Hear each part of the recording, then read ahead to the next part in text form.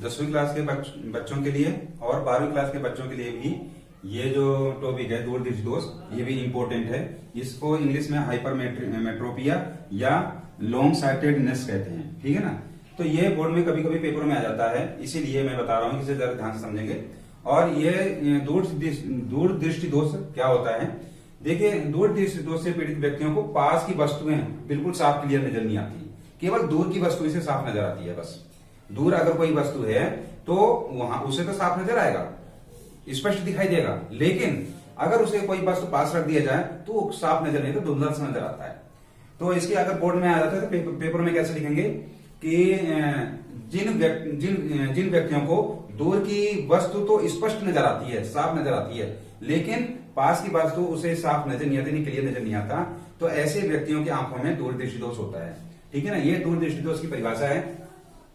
देखिए, दूरदृष्टि दोष से जो पीड़ित व्यक्ति होते हैं उनका जो निकट बिंदु होता है, यह निकट बिंदु 25 सेंटीमीटर है, तो निकट बिंदु जो होता है 25 सेंटीमीटर से अधिक दूर पहुंच जाता है। मतलब 25 जो मतलब सभी की आंखों में जो निकट बिंदु होता है 25 सेंटीमीटर तक होता है, लेकिन जो दूरदृष्टि दोष से जो पीड़ित व्यक्ति होते हैं उनका जो निकट बिंदु होता है 25 सेंटीमीटर से दूर चला जाता है, ठीक है ना। और अगर वस्तु जो है 25 सेंटीमीटर या 25 सेंटीमीटर से अंदर यानी कि कम दूरी पर रखी हो तो वो उसे धुंधला नजर आएगा, साफ नजर नहीं आएगा, पहचान नहीं सकता कि हाँ क्या कौन सी वस्तु रखी है। तो ये इसके कारण मतलब जो नेत्र लेंस होता है पास का, अगर इसके पास कोई वस्तु रखी है मतलब 25 सेंटीमीटर के अंदर वस्तु रखी है, तो ये जो नेत्र लेंस है वो इस वस्तु को कहां पर फोकस करेगा? वो रेटिना पर फोकस न कर रेटिना के पीछे फोकस करता है, ठीक है ना। ये यहां पर चित्र में दिखाया गया है, देखो, मान लो कि 25 सेंटीमीटर से नजदीक कोई वस्तु रखी हुई है यहां पर। अब क्या होगा कि नेत्र लेंस है इस वस्तु को रेटिना पर फोकस न कर रेटिना के पीछे फोकस करेगा, यानी मतलब इस वस्तु का प्रतिबिंब रेटिना के पीछे बनाएगा। तो रेटिना के पीछे बनी वस्तु तो हमें पता कैसे लगेगी? क्योंकि रेटिना पर ही दृष्टि तंत्रिकाएं होती हैं, और दृष्टि तंत्रिकाएं जो होती हैं इस प्रतिबिंब को ले जाती हैं पीछे, मतलब मस्तिष्क में ले जाती हैं, तो हमें पहचान मतलब कि आभास होता है कि मैं किसी वस्तु को देख रहा हूं। समझ रहे नहीं? तो ऐसे मतलब कि जो वस्तुएं अगर रेटिना के पीछे बन रही हैं तो वहां पर दृष्टि तंत्रिकाएं नहीं होती और हमें वस्तु का आभास नहीं होता कि मैं कौन सी वस्तु देख रहा हूं।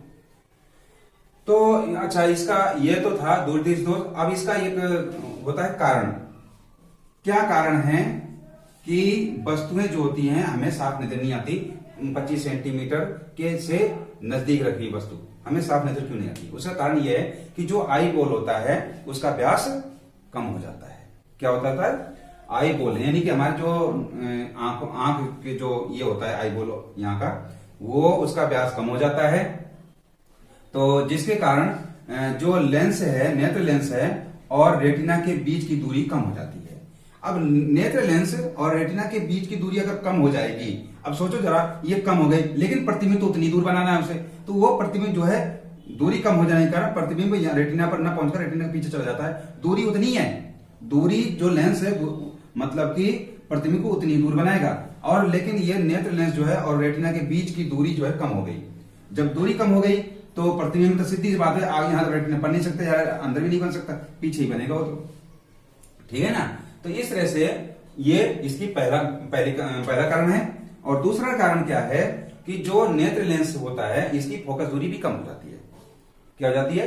फोकस दूरी कम हो जाती है, जिसके कारण इसका जो वक्रता त्रिज्या कम हो जाती है। वक्रता त्रिज्या, ठीक है ना, इसकी वक्रता त्रिज्या कम हो जाती है, फोकस दूरी इसकी बढ़ जाती है। वक्रता त्रिज्या कम हो जाने के कारण फोकस दूरी क्या हो जाती है?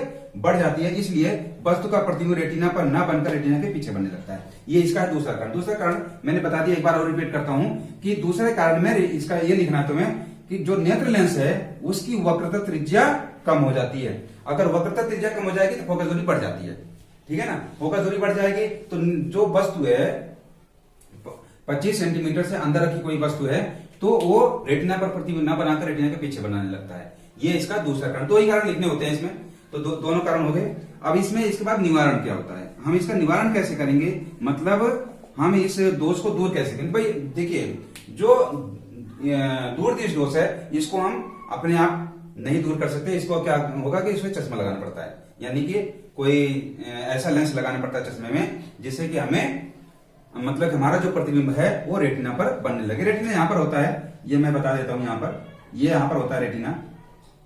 यानी कि एक चीज और, रेटिना पर प्रतिबिंब बनता है, लेकिन मैं यहाँ पर बीच में पीत बिंदु होता है। पीत बिंदु पर अगर वस्तु का प्रतिबिंब बनेगा तो बिल्कुल क्लियर नजर आएगा, साफ नजर आएगा, स्पष्ट। जिस मतलब कि हम जिस चीज को फोकस करते हैं और हमें वस्तु साफ नजर आती है, उसका कारण क्या है? उसका कारण यही है कि हमारा जो प्रतिबिंब होता है वो रेटिना पर तो बनता है, लेकिन रेटिना के बीच में एक पीत बिंदु होता है, पीत बिंदु पर बनता है। हम जिसको फोकस करके देखते हैं, बिल्कुल गौर से देखते हैं, तो उसका प्रतिबिंब कहां बनाता है? पीत बिंदु पर, जब हमें वो बहुत स्पष्ट साफ नजर आता है। तो पीत बिंदु पर प्रतिबिंब बनाने के लिए हमें अपने चश्मे में उत्तल लेंस का प्रयोग करना पड़ेगा। मैंने पहले ही बताया था कि निकट दृष्टि दोष में अवतल लेंस का प्रयोग करते हैं और दूर दृष्टि दोष में ओ की मात्रा आ रही है, यानी कि ओ, यहां पर लिख रखा है मैंने दूर में, तो ओ की मात्रा आ रही है, ओ का मतलब उत्तल लेंस, ठीक है ना। ओ से उत्तल बनेगा, तो इसलिए उत्तल लेंस की पहचान हो जाती है कि दूर दृष्टि दोष में कौन सा लेंस लगाएंगे हम, तो दूर में ओ की मात्रा, ओ की मात्रा से उत्तल लेंस, ठीक है ना। तो उत्तल लेंस का हम अपने चश्मे में प्रयोग करते हैं, और वो जो चश्मा अगर हम अपने चश्मे में उत्तल लेंस का प्रयोग करेंगे, ये है उत्तल लेंस। तो उत्तल लेंस क्या काम करता है? उत्तल लेंस जो होता है आने वाले प्रकाश किरणों को अभिसारित कर देता है। अभिसारित मतलब एक जगह एकत्रित करता है, यानी कि उसे फैलाता नहीं है, दूर नहीं, उसे बल्कि और कम करने की कोशिश करता है उत्तल लेंस। उत्तल लेंस का काम क्या होता है कि ये किरणें जा रही हैं, देखो ये वस्तु है, ये किरणें जा रही हैं, ठीक है ना। मान लो 25 सेंटीमीटर दूर रखी वस्तु है कोई, ये मैं बना देता हूं यहां पर, देखिए ये है दूर रखी वस्तु है। अब इसका क्या करेगा,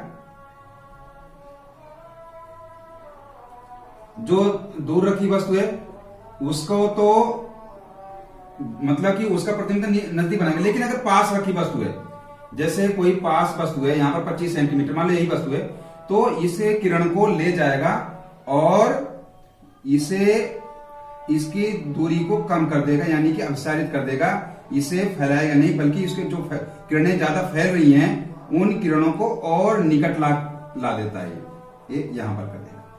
रेटिना पर ले जाकर पीत बिंदु पर फोकस करेगा तो हमें वस्तु साफ नजर आएगी।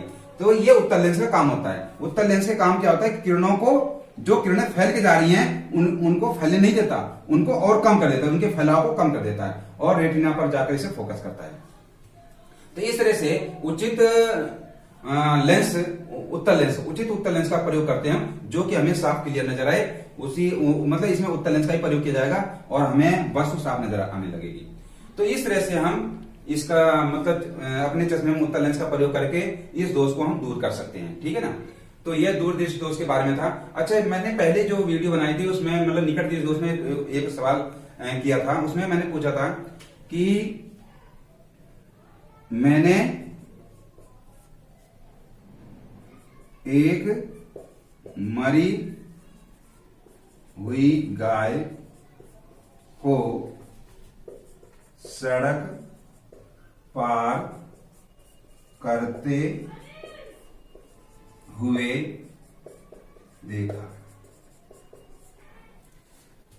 तो ये इसमें मतलब कि बच्चों समझ में नहीं आया सेंटेंस सही है गलत मैंने पूछा था, तो ये सेंटेंस गलत नहीं है, ये बिल्कुल सही है सेंटेंस। इसमें बस थोड़ा सा सोचने में फर्क है कि सभी क्या किस चीज पे फोकस कर रहे हैं, वो मरी हुई गाय पर फोकस कर रहे हैं कि मरी हुई गाय कैसे सड़क पार करेगी। लेकिन ये नहीं देखना है कि जा कौन रहा है। भाई मैं जा रहा हूं, मैंने एक मरी हुई गाय को, यानी मरी हुई गाय को सड़क पार करते हुए, मतलब मैं पार कर रहा था, मैंने सड़क पार करते हुए मरी हुई गाय को देखा था। तो ये इस तरह से समझो ना, से मैंने सड़क पार करते हुए एक मरी गाय को देखा था कि सड़क मैं पार कर रहा हूं, ना कि मरी हुई गाय पार कर रही है, ठीक है ना।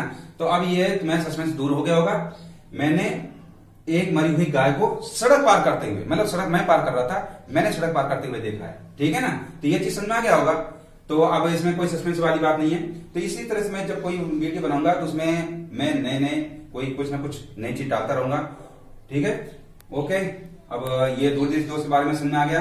अगर समझ में आया है तो कमेंट करके बताना मुझे कि हाँ सर जी ये समझ में आ गया है, बहुत अच्छी तरह समझाए, और नहीं समझ आया तो भी कमेंट करना, जिससे मुझे कि पता लगे कि बच्चों के मेरे जो मैं वीडियो बना रहा हूँ समझ में आ रहा है नहीं आ रहा है, ठीक है।